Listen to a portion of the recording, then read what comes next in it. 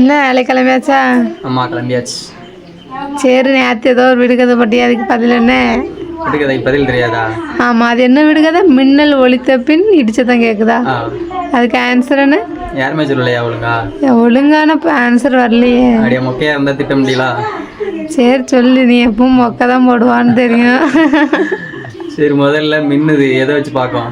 கண்ணை வச்சு பார்ப்போம். ரெண்டாவது இடி சத்தம் கேட்குது, எதை வச்சு கேட்கும்? காதை வச்சு கேட்பா. கண்ணு எங்க இருக்கு? கண்ணு மூஞ்சில இருக்கு.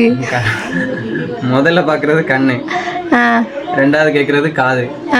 அப்போ கண்ணு தான் முதல்ல இருக்கு, முன்னாடி கண்ணு இருக்கு, பின்னாடி காது இருக்கு.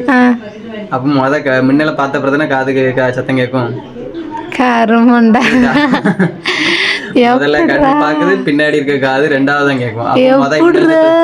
முத மின்னல் தானே தெரியும், ரெண்டாவது தானே காது கேட்கும். எப்படிரா இப்படிலாம் யோசிக்கிறீங்க? நீங்களாம் இங்க இருக்க வேண்டிய கமெண்ட் பண்ணாங்க. நீங்களாம் இங்க இருக்க ஆளே இல்லை.